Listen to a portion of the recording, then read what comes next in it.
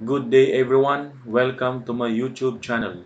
For more module videos regarding the criminologist licensure examination, just click the subscribe button and enjoy. Good day everyone.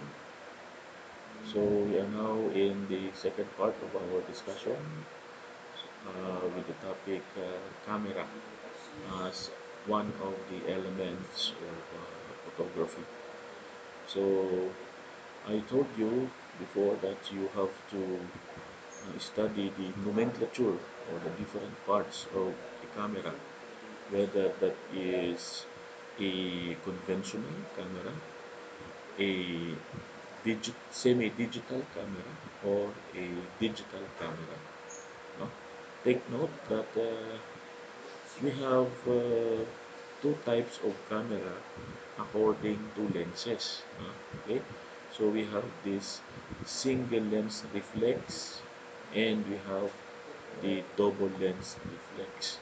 So before going to the other topic, we have to discuss first the difference between the single lens reflex and the double lens reflex. Okay, when you say single lens reflex, there is only one lens that is used. No? So a single lens reflex camera no, has only one lens. No? So isa lang ang lente ng single lens reflex. Kaya nga tinawag na single lens reflex. Okay? So in the single lens reflex camera, actually, if you draw it like that, no? So you have your eyepiece here. No? Nakikita ba yung drawing ko?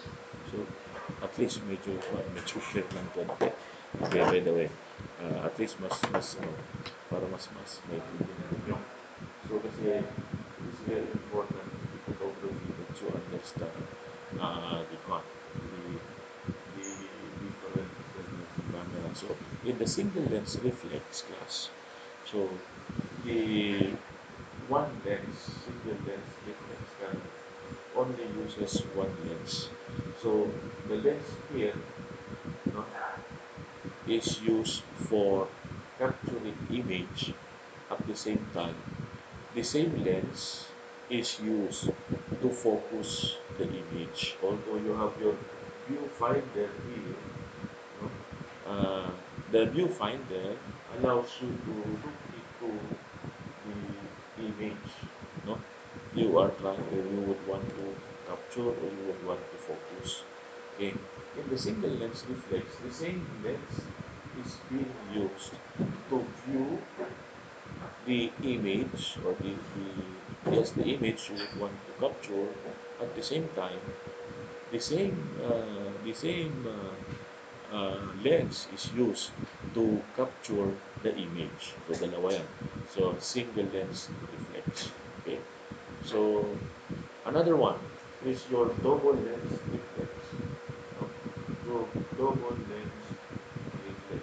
In double lens reflex, no? Double lens reflex. There are two lenses. There are two separate lenses, no, installed in a camera. One lens is used for viewing, yung nasa taas, used for viewing, and another lens is used for uh, capturing image. No? So, magkahiwalay sila. So, separate ng pang-viewing, separate din ang pang-capturing the image. So, that is your double lens reflex and the single lens reflex cameras. Okay, those are the types of camera according to the lenses. Okay, so I believe you already uh, master the parts of a camera. No? As I've said, we have three types of camera according to the function. So, or according to the preparation or construction of that camera. So we have the conventional camera, we have the semi-digital camera, and we have the digital camera. Okay. So commonly ngayon ang lumalabas a digital camera which is a single lens reflex. Kaya ang tawag natin dyan is DSLR. Okay? DSLR. Okay?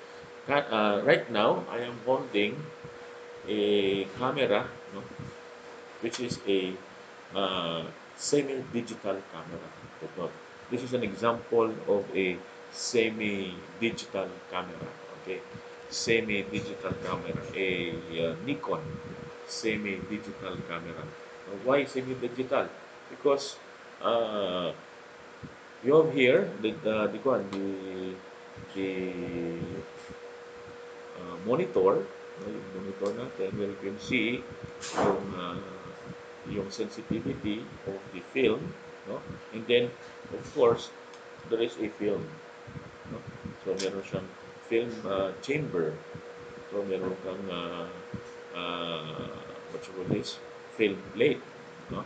And then, merong sprockets, di ba? And of course, yung film rewind knob niya, no? Wala. Why? Bakit? Semi-digital eh, no? No need for you to advance the level into next uh, frame, film frame. Wala na yan. Wala kayong makikita. So, ibig sabihin, pag ginamit mo to, if you shoot or you press the shutter release button, automatically, the film will advance. Diba? So, no more film advance level. At the same time, if you want to rewind the film back to the film box, no, or chamber, so just ito, if-focus mo lang itong portion na to to go back and then shoot or press the shutter release button, self-rewinding na siya. Okay, that's why this is an example of your uh, semi-digital camera. Okay? Okay, no, we go to what? We go to main components of the camera. Actually, there are five main components of camera, no? So number one is your box or the uh, body.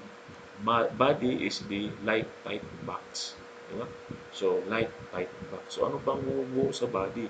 Of course, kung titignan natin, mapakita natin yung body as the light tight box. Ito yan. Okay. So, this is the body. Okay? This is your body, the light tight box. O yan. Di ba? Okay? So, but within the body, as the light tight box, like bakit light tight box? Because it will not allow the light to get inside of that. May mga security feature yan siya. Security feature na kung saan hindi niya i-allow yung light na pumasok. Like the here. No? Sealed yan. So, ang makikita nyo dyan, actually, is a mirror that will reflect doon sa itaas niya. Makikita mo doon another mirror para magre-reflect na naman siya yung light papunta ng inyong viewfinder. So, kaya ang tawag yan is light tight box kasi sa loob nito, sealed siya para yung film natin hindi ma-expose. Kasi pag na-expose ang film sa light, di ba? Of course, hindi mo na magagamit yan. Ang tawag mo dyan is exposed film na yan. At as good as used na siya. No? Okay, that is your light tight box or the body. Okay, ang purpose yan is proof chamber in which film is held. No, the film is held here. No, of course, and then the entry of light is controlled. No, paano nako-control yung entry of light? Another part of your camera is doon tayo sa number 4, the shutter. Diba? So ano ba yung shutter natin? Saan yung shutter natin? So makikita mo ang shutter sa ilalim ng lenteng ito. So makikita nyo dyan. So pagtataas natin, ayan ang shutter. Ayan ang shutter. Yung kulay itim dyan, ang tawag mo dyan is focal plane shutter. No? Focal plane shutter. Bakit focal plane shutter? Kasi dito sa ilalim, nandyan ang iyong focal plane. Actually, hindi mo makikita yung focal plane eh. Nasa loob yan. Yung sa harapan, sa likod mismo ng focal plane shutter is focal plane. 'di ba? Pag ano 'yan, ang functioning niyan is ganyan, ang focal plane, shutter. Pag sinabi mo namang lift shutter, ang purposes niyan, ang function niyan ganyan, no? Ang function niyan. Ang shutter curtain, pinakaluma yan. Makikita mo yan sa conventional camera na curtain talaga made up of cloth. Na pag ni-release mo ang shutter release button, press mo, si focal plane shutter magbubukas ng ganyan. Si lift shutter, bubukas siya ng ganyan. Then si shutter curtain, iikot siya yan. Ganyan yan yung kurtina. Yan. Na may marirelease doon. Ano ang purpose nga ng shutter? Shutter is considered as the uh, door of the camera. Take note, ha? Shutter is considered as the door of the camera. Bakit door? Because whenever you click the shutter release button, the door will open and it will allow, no, the light rays to enter and expose the film behind the uh, shutter curtain or lift shutter or focal plane shutter. Behind that, nandiyan na yung film mo. Kaya yan, may expose. Okay? So, that is your shutter. Another one. Another important parts of the camera, number three, is your lens. Doon tayo sa lens. So, saan ba ang lens? Ang lens, makikita mo, of course, sa lens system. No, ito ang makikita buong ito ang lens system natin. Diba? Na ang lente, makikita mo dyan. Diba? Ito yon yung lente na tinatawag natin. Although there is a lens in front, pero yun nga lang, ang main purpose nito is to protect yung diaphragm. Kasi ang diaphragm natin, ang tawag natin dyan, is the window of your camera. If your lens is the uh, as element, take note kasi pag ginawa mong lens, lens as element, very single lang yan. Di ba? Pero pag sinabi mong lens system, buo na to. Yung tinatawag natin lens system, buo yan. Okay, class? So, I am holding right now a lens system. Actually. Kasi bakit system? Kasi it is composed of several parts. No? The lens system is composed of several parts. No? So, I will repeat. The function of the lens is to focus rays of light reflected or diverging from the subject or object intended to photograph. For example, no, gusto mong i-photograph yung isang bagay, idudugtong ko lang ito, no, the lens together with the, of course, attached ito sa camera, no? Yung magre-reflect na ilaw from that particular image that I want to photograph or to record, no? I-capture ng lente. No? So, the lens as a system is composed of several parts. No? So, meron tayong tinatawag na sa loob nito, meron kang makikita ng diaphragm. Diba? So, diaphragm, the third part, third major. Kasi diaphragm is an aperture. Pag sinabi mong aperture, opening. No? Aperture is lens opening or opening. So, it operates in conjunction with the shutter. Diba? So, kailangan na yan, kaya ang sistema yan. Kasi interconnected sila. Kung parang ang katawan ng tao interconnected. Diba? Kung masakit ang paa mo, nararamdaman mo yan hanggang itaas. Kaya nga interconnected sila. Ganoon din dito. So, your diaphragm, no, which is within the lens system, is connected also with the shutter. No? Yung shutter mo. Bakit? Kasi nga, yung laki ng diaphragm is the circular aperture. Pag sinabi mo circular aperture, opening, lens opening is the diaphragm. So, kaya nga tinawag yan as window of the camera. Bakit window? Kasi ang window, pwede mong iset na ang bukas, maliit, malaki, palaki, ng palaki, ng palaki. Ganun din ito, try to look at this one. So, merong maliit na butas dyan sa dyan sa kwan, sa inyong gitna niya. Then, i-adjust ko yan using the uh, f-stop. Yung f-stop ninyo, meron siyang corresponding f numbers. Yan, yan, yan, yan, yan. Yan. Yung f-stop, f numbers, i-adjust ko yan. So, ibig sabihin, palaki ng palaki yan. Palaki ng palaki ang butas. Yan, o malaki, di ba? Ngayon, ibabalik ko, paliit ng paliit ang butas. Ano ang principle niyan? Ang principle dyan, sabi niya doon, the smaller the number, the wider the opening. The higher the number, the smaller the opening. Okay, check natin. So that is 3.3. This is 5, this is 3.3. Okay, 3.3. This is small, no? 22. Small yan eh, 22. 16, 11, 8, 5.6, 3.3. So, the smaller the number, the wider the opening. The higher the number is, the uh, the smaller the opening. Okay? So, yan ang principle pagdating sa diaphragm. Take note, diaphragm is a circular aperture, yung butas. No? The function of that is in conjunction with the shutter. Bakit? Kasi nga, pag clinic mo ang shutter release button, ang shutter bubukas. Di ba? Bubukas yan. Example, super plate shutter, bubukas yan.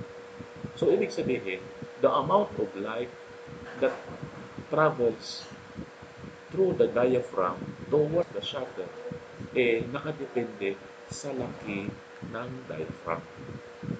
Kuha niya? So, that is the one. That is the principle behind that. That's why, meron silang conjunction, no? With one another. Okay?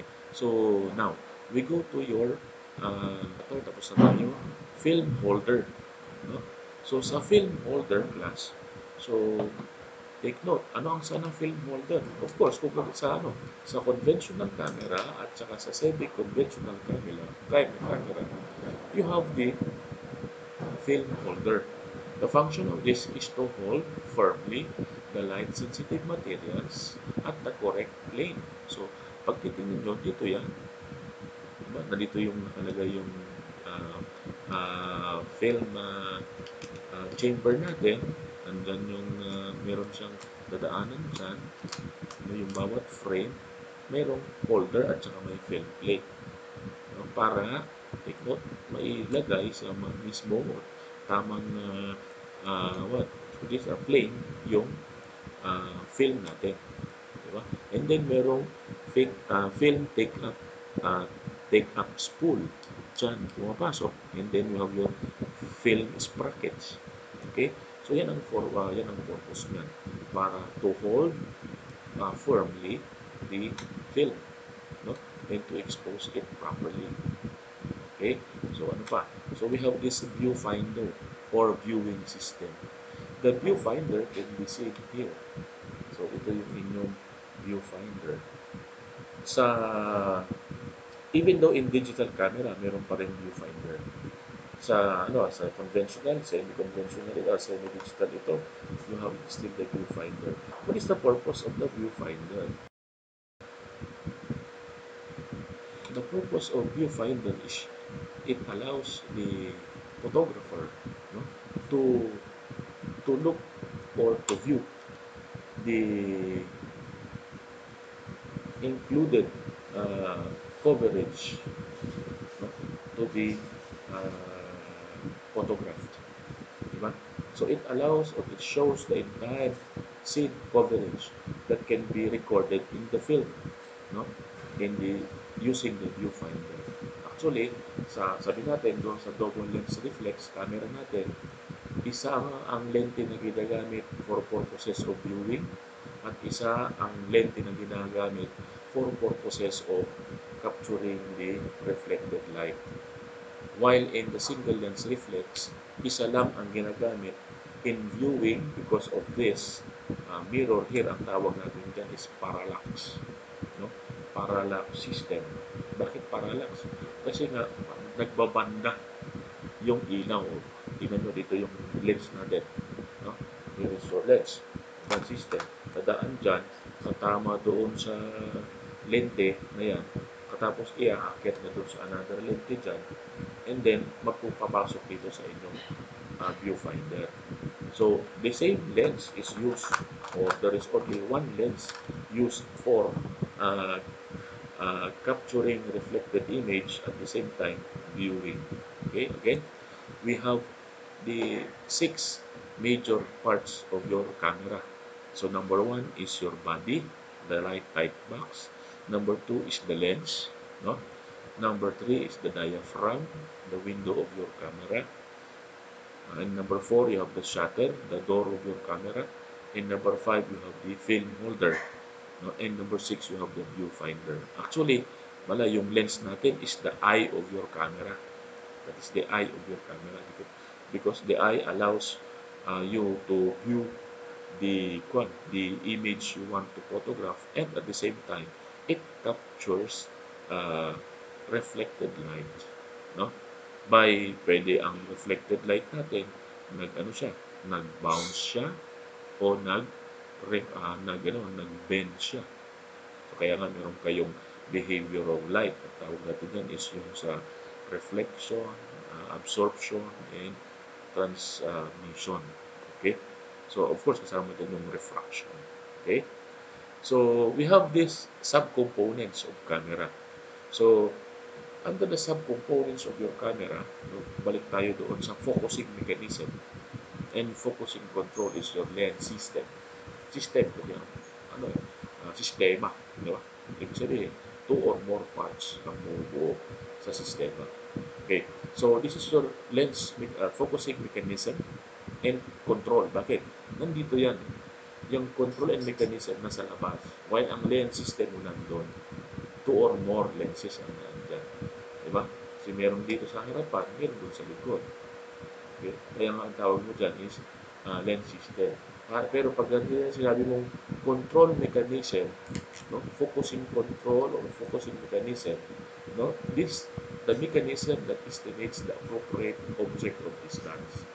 So ang tawag mo dyan is focusing control. For it to estimate the appropriate distance of the object to be photographed to that of your uh, lens. Diba?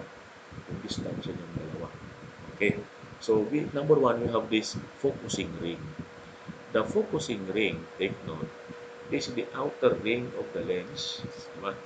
That allows you to, it can be rotated or adjusted to obtain a clear and sharp photograph that enables to the photographer to adjust the focal range.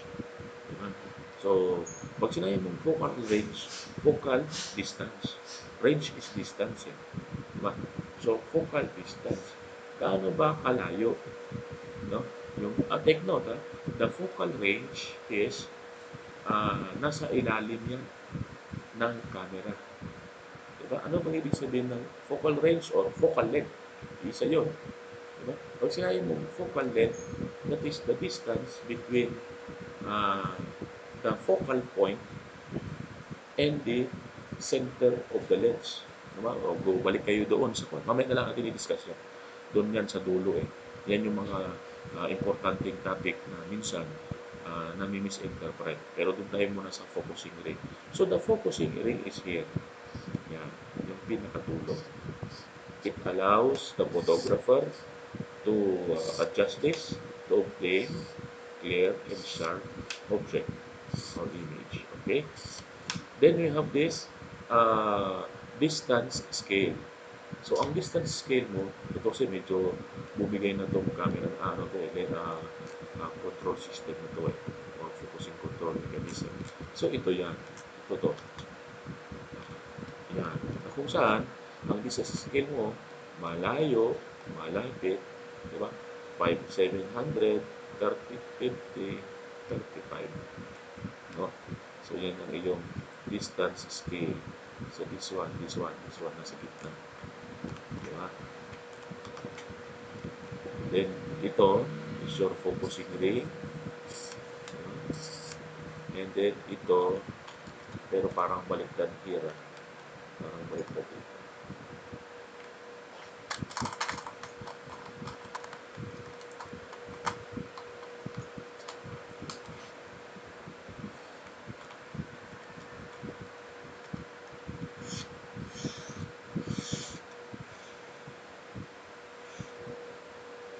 Okay. Oh, tama pala. So distance scale is nasa gitna, and then you have your focusing ring nandito sa dulo. Ito kasi semi-digital ito. Yan, okay. And then distance scale yung nasa gitna. Para makita mo yung distansya. Yan ang distance scale. Okay. And then you have the diaphragm control. Ang diaphragm control, as I've said, so it is composed of or lens aperture control, no, or uh, diaphragm control, no? So it is composed of two, no, yung F stop and F numbers. So every stops merong corresponding numbers, diba? So meron yan yung 22 higher, 16, 11, 8, 5.6, 3.3. Ang F-stop, every one, pak, pak, pak, pak, pak, pak, pak, pak, pak, pak. So, yun ang stops. Diba? So, F-stop ring or diaphragm ring or aperture ring. And then, meron siyang corresponding numbers. Bakit? Because it allows you to identify the particular number. Kasi meron siyang number with specific size of the aperture, the opening. Higher the number, 22, 16, 11, 8, diba? 5.6, and 3.3. So that is the concept. 3.3, 5.6, 8, 11, 16, 22. Okay? So the higher the number, the smaller the opening, and the lower the number, the wider the opening. Okay? So another, we have this film transport mechanism. The mechanism that is manipulated to move new unexposed film into position. So dito, no, your film transport mechanism, here, yung dito. Actually, kasama yung dalawa. Itong film take-up spool at saka itong film sprockets. Di ba? So, with this, to move the new film frame, unexposed film frame to the next film frame exposed na, then forward. Diba? Automatic yan. Sa semi-digital. At manually yan, pagdating sa conventional kasi you have to adjust yung tinatawag nating film advance lever. Diba? Hindi mo mapipress ang shutter release button sa conventional camera pag hindi mo in advance ang film advance lever. Okay? And then you have this shutter speed control. Ano ba ang shutter speed natin? O, take note ha, ang shutter speed control, no, is composed of two parts, the shutter speed dial and the shutter release button. Take note, ang shutter speed dial, take note, makikita yan dito. Since this is semi-digital, hindi natin makita kasi nga turn off. Wala. Ito na to, sira na to. Diba? Sa conventional camera, inaano yan, siniset, diba, ang film speed dial, no, or shutter speed dial, not film speed, shutter speed dial. Diba? Ang ibig sabihin nun, na sa isang click ng shutter release button, kaano kabilis bubukas ang focal plane shutter, ang lip shutter, o ang shutter curtain. Paano siya kabilis? Kaya nga nakalagay dyan, 1:125, no? Seconds of a second, no? So, one click, 60 of a second. Ganun kabilis, no? Yung shutter speed na yan. Isi-set mo yan. Kasi, ang ibig sabihin yan, pag clinic mo ang iyong shutter release button, gaano kabilis bubukas ang iyong shutter para it allows the light to hit or to expose the film. Okay? And then we have this shutter release button. Of course, the click of the camera. Ito yan, shutter release button. Whenever you press the shutter release button, of course, it allows also uh, the movement of the uh, shutter curtain or focal plane shutter or the leaf shutter. Okay. And number five, you have this film speed control, not film speed, film speed control. Take note, sa film speed control class, no, we ang ibig sabihin niyan is how fast the film reacts with what you call this, the light, di ba?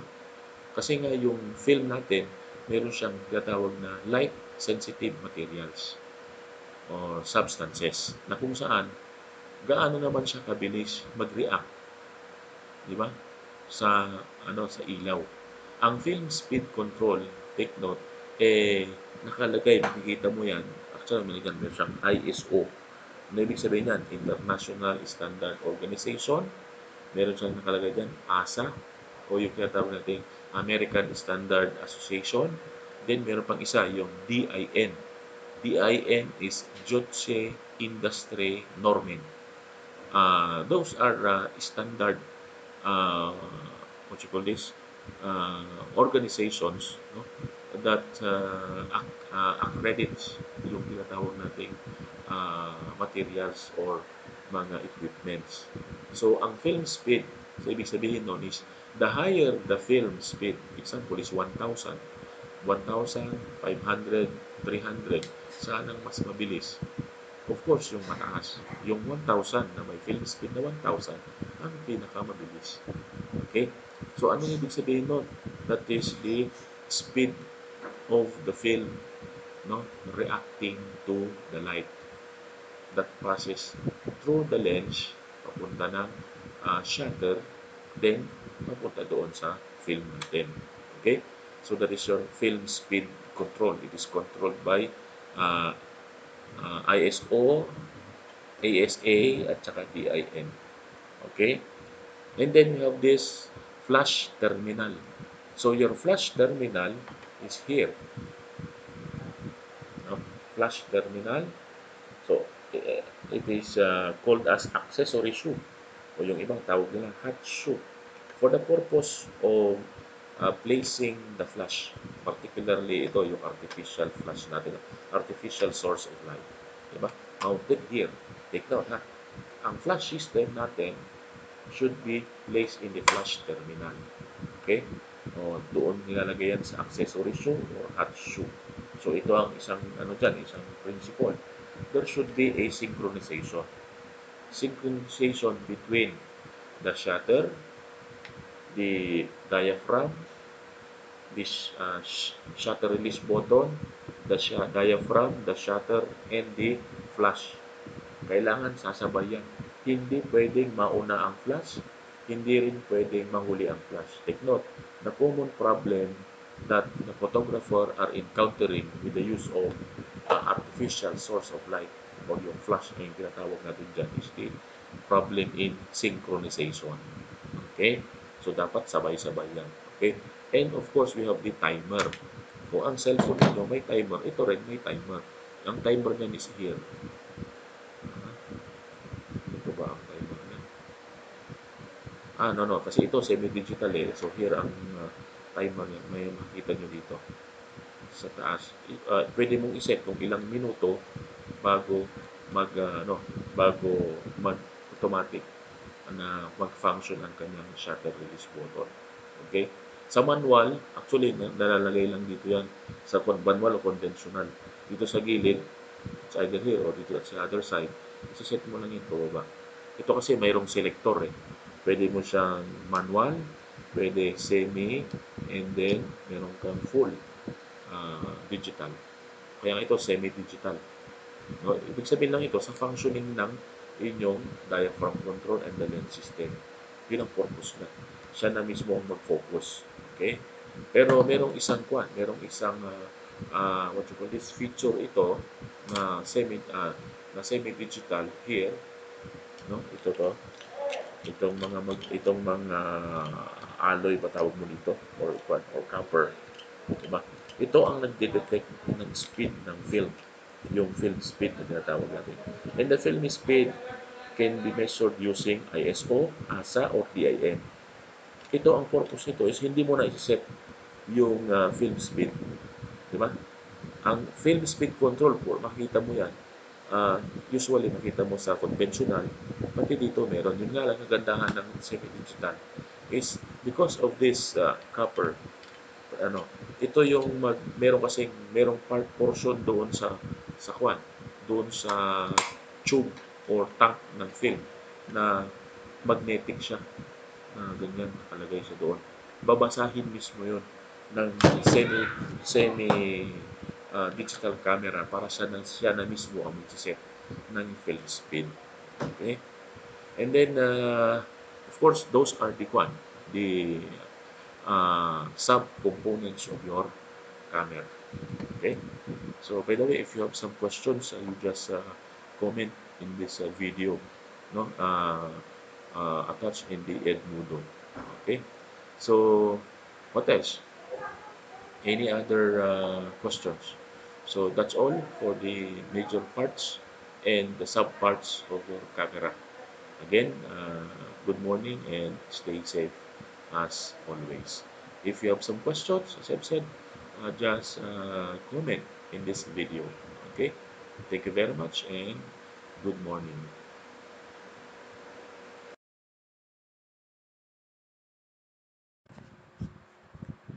Thank you for watching this video.